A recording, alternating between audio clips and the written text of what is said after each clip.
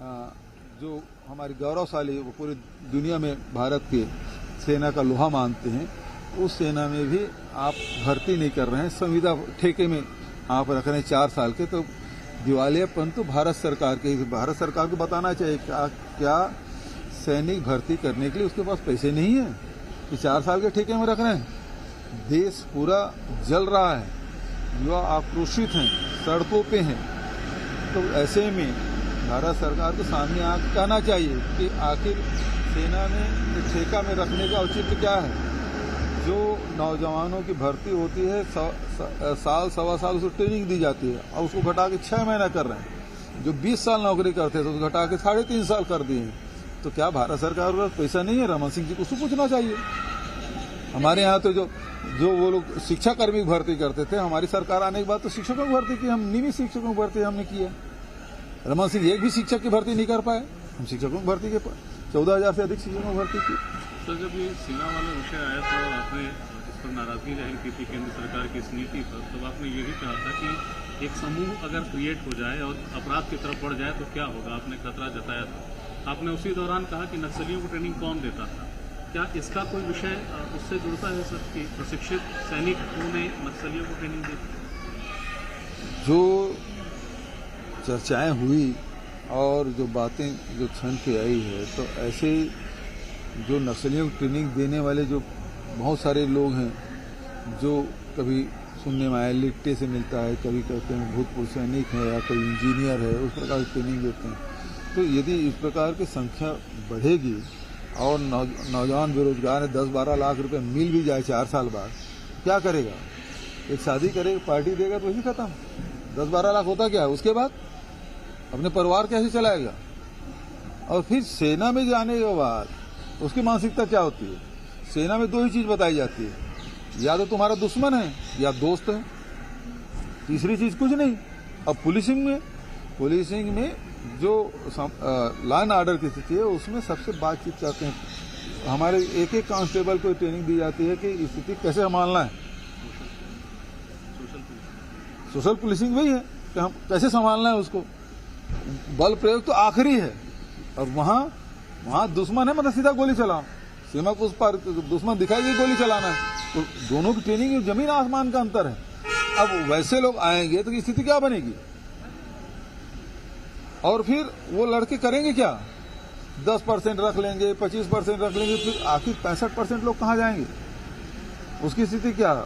वो गांव में शहर में गलियों में फैले रहेंगे। उसको बंदूक चलाना आता है, उसको और बहुत सारी आर्म्स की ट्रेनिंग होगी।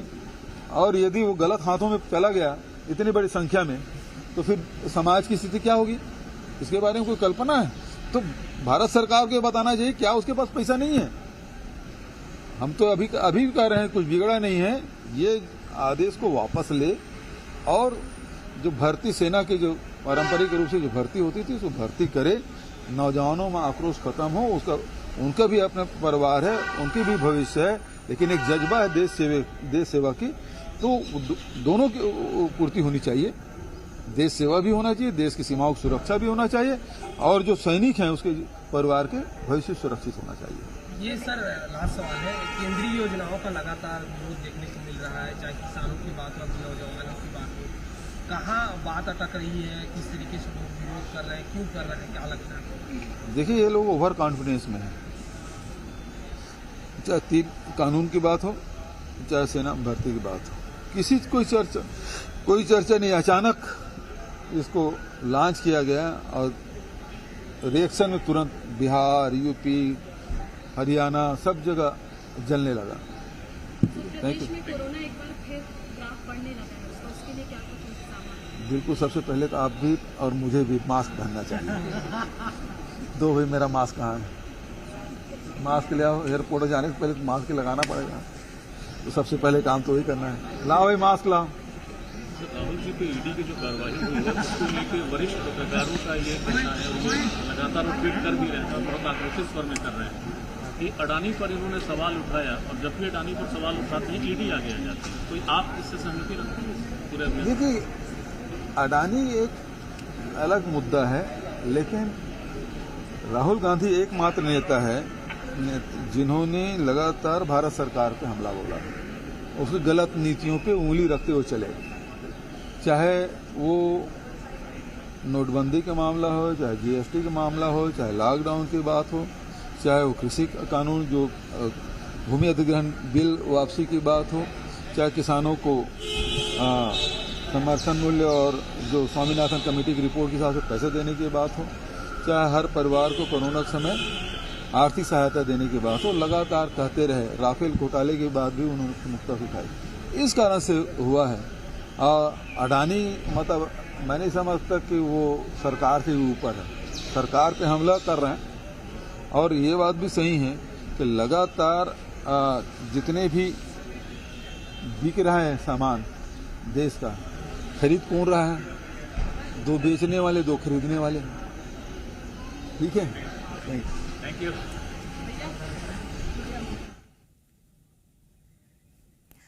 तो अभी आपने सुना सीएम भूपेश बघेल को दिल्ली दौरे में रवाना होने से पहले मीडिया से बात करते हुए उन्होंने केंद्र सरकार पर कई मुद्दों को लेकर निशाना साधा। उन्होंने कहा कि अग्निपथ योजना में युवा बाद में 4 साल बाद क्या करेंगे, एडहॉक में भर्ती करने का क्या मतलब है, और सरकार पर तंज कसा है।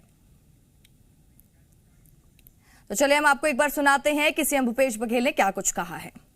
सिंगापुर और उसके बाद बाली जाने का था, तो वो परमिशन सिंगापुर होते भारत सरकार से नहीं मिली, और इस कारण से एक वो कारण है। और दूसरा, अभी दिल्ली में जिस प्रकार से ये अग्निवीर और नेशनल हेराल्ड के मामले को लेकर जो घटनाक्रम पूरे देश भर में चली है, उसके चलते भी ये स्थगित किया गया है।